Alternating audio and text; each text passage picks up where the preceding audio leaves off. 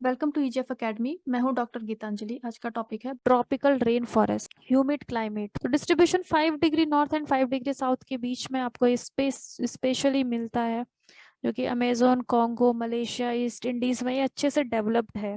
यहाँ पे equatorial climate मिलेगा dominated by maritime tropical air masses. Maritime मतलब ओशंस, ओशन में जो एयर मासेस मिल रहे हैं, क्योंकि आप यहाँ पे देखोगे पूरा ओशन वाला रीजन प्रेजेंट है यहाँ पे। टेम्परेचर यूनिफॉर्म रहता है through out the year. Mean monthly temperature 27 degree Celsius के आसपास में होता है with very little variation. Variation ज्यादा यहाँ पे नहीं होता। नो विंटर, तो विंटर सीजन नहीं होता है। क्लाउडीनेस एंड हैवी प्रिसिपिटेशन से डेली टेम्परेचर मॉडरेट हो जाता है।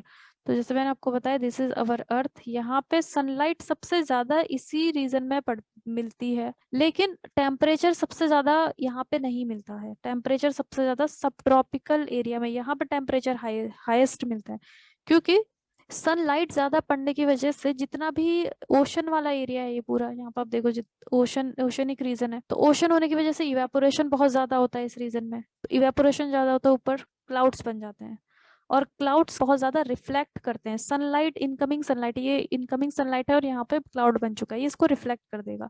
इसलिए टेम्परेचर यहाँ पे ज्यादा नहीं होता है। सब ट्रॉपिकल रीजन में टेम्परेचर सबसे ज्यादा होता है। Regular land and sea breezes यहाँ पे आती जाती रहती हैं। लैंड ब्रीज यानी कि जो लैंड से ओशन की तरफ जो जाएगा उसको हम लैंड ब्रीज कहेंगे, एंड जो ओशन से लैंड के साइड में जाते हैं उसे हम कहेंगे sea breezes. Then diurnal range of temperature is very small, मतलब टेम्परेचर में एक दिन में ज्यादा डिफरेंस नहीं होता है, और ना ही एनुअल रेंज भी इसका काफी कम है। एनुअली भी टेम्परेचर काफी हद तक सेम ही रहता है। Precipitation, so now it is important. Precipitation काफी ज्यादा हैवी है and well distributed through out the year. It means कि साल में अगर देखा जाए तो लगभग एवरीडे ट्रॉपिकल एरियाज जो में एवरीडे आपको रेनफॉल मिलेगा। वो है कन्वेक्टिव रेन्स यहाँ पे होती रहती है, क्योंकि सनलाइट पड़ रही है यहाँ पे तो बहुत ज्यादा हीटअप हो जाता है और इवेपोरेट हो जाता है वाटर, और वही वाटर ऊपर जाके फिर कंडेंस होके क्लाउड बना के दोबारा से प्रिसिपिटेशन यहाँ पे होता है। तो थ्रू आउट द ईयर यहाँ पे हैवी रेनफॉल होते रहता है। एनुअल एवरेज 150 सेंटीमीटर से तो ऊपर ही होता है। कुछ एरियाज में 250 से 300 सेंटीमीटर तक भी प्रेसिपिटेशन हो सकता है। तो it means no month is without rain. कोई भी ड्राई सीजन यहाँ पे नहीं है, इसलिए यहाँ पे जो डेसिडुअस फॉरेस्ट नहीं मिलेगा आपको। डेसिडुअस फॉरेस्ट क्या होते हैं? वो ड्राई कंडीशन में ग्रो करते हैं, जहाँ पे एक ऑल्टरनेटिव रेनफॉल हो रहा है फिर ड्राई कंडीशन हो रही है, तो ये नहीं मिलेंगे। यहाँ पे आपको रेन फॉरेस्ट मिलेगा। मंथली एवरेज 6 सेंटीमीटर से ऊपर ही रेनफॉल होता है every month. So 2 periods of maximum rainfall, April and October का, जहाँ पे इक्विनॉक्स होता है। इक्विनॉक्स मीन्स कि ये है हमारा अर्थ, अब सन का मूवमेंट होते रहता है। सन पहले यहाँ पे है, फिर ट्रॉपिक ऑफ कैंसर पे चले गया, फिर ट्रॉपिक ऑफ कैप्रिकॉर्न पे चले गया। तो कौन से मंथ में सन इक्वेटर के ऊपर होता है? एक तो मार्च में, सबसे पहले मार्च में सन इक्वेटर पे होता है, फिर ये जून में पहुंच जाता है ट्रॉपिक ऑफ कैंसर में, फिर ये वापस आता है दोबारा से सितंबर में, फिर ये नीचे आता है और दिसंबर में ये पहुंच जाता है इसके ऊपर। तो 2 बार साल में, सितंबर और मार्च में सन है वो डायरेक्ट ट्रॉपिकल एरियाज के ऊपर है, तो इसी को हम बोलते हैं इक्विनॉक्स। तो इक्विनॉक्स हो रहा है मार्च में, तो सनलाइट सबसे ज्यादा 2 मंथ्स में जब इसके ऊपर पड़ती है तो उसी टाइम पे सबसे ज्यादा इवेपोरेशन होगा वाटर का, और सबसे ज्यादा रेनफॉल उसी टाइम पे होगी।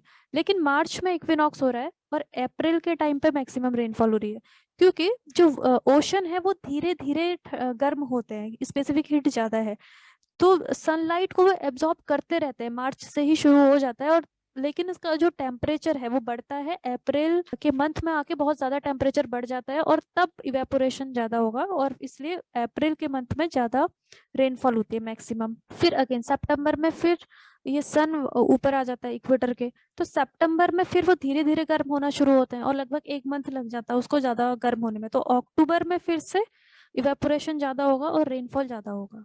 ओके, तो 2 month through out the year rainfall हो रहा है इक्वेटर में, लेकिन मैक्सिमम रेनफॉल होगा अप्रैल एंड अक्टूबर में, जो कि इक्विनॉक्स का टाइम है। एंड लीस्ट रेनफॉल जून और दिसंबर में, यानी कि सोलिस्टिस, जब जून के मंथ में ये नॉर्थ में पहुंच जाता है सन, और दिसंबर में नीचे पहुंच जाता है कैप्रिकॉर्न के ऊपर, तो उस टाइम पे लीस्ट रेनफॉल होगा यहाँ पे। सो डबल रेनफॉल पीक कोइंसाइड करते हैं इक्विनॉक्स, यानी कि इक्विनॉक्स के टाइम पे मैक्सिमम रेनफॉल यहाँ पे होता है। एंड कन्वेक्टिव एयर करंट्स यहाँ पे एवरीडे मिल जाएंगे, क्योंकि रेन सनलाइट तो यहाँ पे एवरी टाइम रहता ही है। तो हैवी थंडर स्टॉर्म्स यहाँ पे आफ्टरनून में कॉमन है इक्वेटोरियल रीजन में। वेजिटेशन यहाँ पे ट्रॉपिकल रेन फॉरेस्ट है, जो कि बहुत ज्यादा रिच है, बायोडाइवर्स है, क्योंकि हाई टेम्परेचर और रेनफॉल भी बहुत ज्यादा हाई है यहाँ पे। तो अमेजोन में के जो फॉरेस्ट है बहुत ज्यादा डेंस है। इनको सेल्वास कहा जाता है, अमेजोन में सेल्वास कहते हैं। Selvas means dense tropical rainforest usually having a cloud cover। तो अमेजोन कहाँ पे है? ठीक इक्वेटर के ऊपर। दिस इज अमेजोन, ये है अमेजोन, ठीक इक्वेटर पे है। तो डेफिनेटली यहाँ पे हमेशा क्लाउड का कवर ही रहेगा, क्योंकि वाटर इवेपोरेट होता रहेगा और वो वहां पे क्लाउड बनाते रहेंगे, इसीलिए इसको बोला जाता है सेल्वास लोकल लैंग्वेज में। Growing season through out the year unlike temperate region, जैसे टेम्परेट रीजन जो होते हैं वहां पे जब समर सीजन होगा, ज्यादा टेम्परेचर होगा, उस टाइम पे वेजिटेशन का ग्रोथ अच्छा होता है। लेकिन जो ड्राई सीजन है या विंटर का जो टाइम है वहां पे ग्रोथ नहीं होता है। लेकिन यहाँ पे क्योंकि सनलाइट है तो वेजिटेशन ग्रो करती रहती है through out the year. So seeding, flowering, fruiting, decaying, ये सब एक साथ यहाँ पे चलते रहता है। एवरग्रीन फॉरेस्ट इसीलिए हम कहते हैं क्योंकि एक यहाँ पे कोई डिस्टिंक्ट ग्रोथ वाला सीजन और यहाँ पे ग्रोथ ना हो ऐसा ड्राई सीजन कुछ नहीं होता है। इसलिए थ्रू आउट द ईयर यहाँ पे कुछ प्लांट्स में सीडिंग होगा, किसी कोई जर्मिनेट हो रहे हैं, किसी में फ्लावर्स आ रहे हैं, किसी में फ्रूट्स बन रहे हैं, फ्रूटिंग हो रही है, और कोई डिके हो रहा है यानी कि उसका डेथ हो चुका है। तो इसीलिए इसको हम एवरग्रीन फॉरेस्ट कहते हैं। बहुत सारे टाइप के यहाँ पे ट्रीज मिलेंगे, जिनमें ट्रॉपिकल हार्डवुड यहाँ पे मिलता है। जैसे for example trees, important trees है महोगनी, इवोनी, डाइवुड्स, ये सब यहाँ पे मिलेंगे। नाउ जो बहुत सारे ट्रॉपिकल रेन फॉरेस्ट हैं अभी क्लियर कट कर चुके हैं लंबरिंग के लिए। लंबरिंग मीन्स जो टिम्बर इंडस्ट्री है, जो फॉरेस्ट को या लकड़ी कट करके उससे फर्नीचर वगैरह बनाया जाता है, बहुत सारी चीजें बनती है, उसी को लंबरिंग कहा जाता है। तो ये बहुत ज्यादा कट कर हो चुके हैं। एंड ऑल्सो इंडस्ट्रीज वगैरह सेटअप करने के लिए भी जो अमेजोन के फॉरेस्ट है वो भी बहुत काट दिए गए हैं, 40% तक कम हो चुका है। एंड ऑल्सो शिफ्टिंग कल्टीवेशन भी यहाँ पे होता है। देन कोस्टल एरियाज में ब्रैकिश वाटर होता है और मैंग्रोव फॉरेस्ट भी यहाँ पे मिलते हैं आपको। कैनोपी, कैनोपी बहुत ज्यादा थिक होती है, जब आप एरियल व्यू आप लेंगे तो आपको इस तरीके का मिलेगा। तो जो सनलाइट है वो नीचे नहीं जा पाती है इन रेन फॉरेस्ट वाली एरियाज में, थिक कैनोपी की वजह से। सो प्लांट्स स्ट्रगल करते हैं ऊपर आने के लिए, क्योंकि जो टॉल ट्रीज हैं इनकी लेंथ होती बहुत ज्यादा होती है, 50 मीटर तक भी ये लंबे हो जाते हैं सनलाइट को पाने के लिए। तो नीचे वाले जो प्लांट्स हैं वहां तक सनलाइट तो पहुंचती ही नहीं है, तो यहाँ पे एपीफाइट्स मिलते हैं। एपीफाइट्स जो इस ट्री से होते हुए ऊपर पहुंच जाएंगे और फिर सनलाइट को वो शायद ले सकते हैं। तो यहाँ पे लेयर अरेंजमेंट है। ये एक ट्री है, देन कुछ ट्रीज थोड़े से छोटे भी होते हैं, कुछ फिर उससे छोटे होंगे, फिर जमीन पे भी कुछ प्लांट्स मिलते हैं जो कि शेड लविंग प्लांट्स हैं।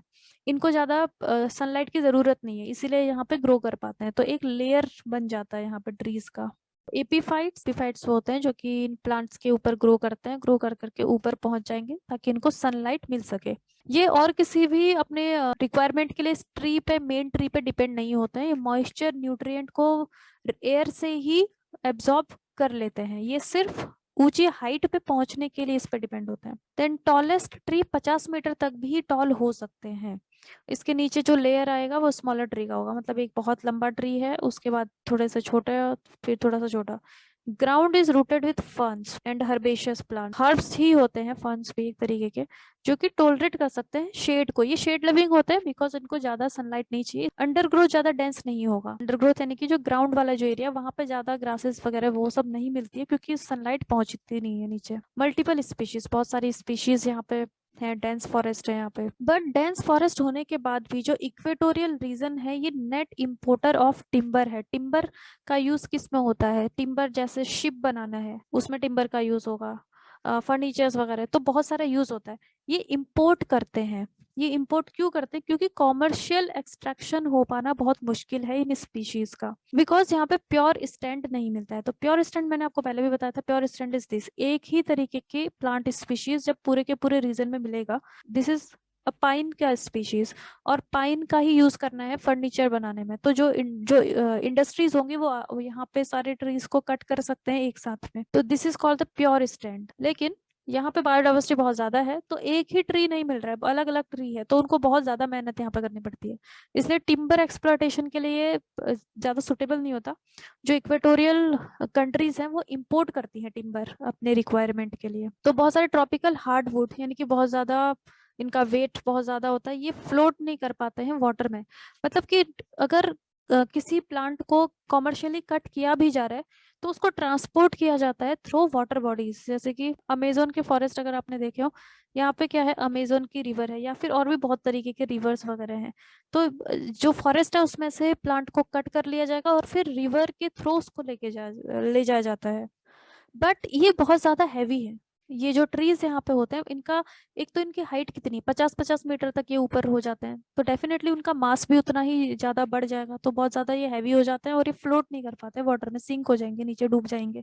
तो ट्रांसपोर्टेशन करना भी बहुत ज्यादा एक्सपेंसिव हो जाता है।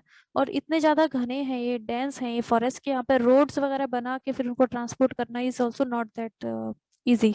सो they are net timber importer, तो इनके लिए, इन कंट्रीज के लिए ज्यादा यही इकोनॉमिक होता है कि ये दूसरी कंट्री से इम्पोर्ट कर ले। ज्योग्राफी सीरीज को फॉलो करने के लिए आप हमारे चैनल को सब्सक्राइब कर लें। अपनी बेटर प्रिपरेशन के लिए आप हमारे अफोर्डेबल कोर्सेज भी ज्वाइन कर सकते हैं। हमें कॉन्टैक्ट करने के लिए आप दिए गए नंबर्स पर कॉल करें और contact through our website link is given in the description box.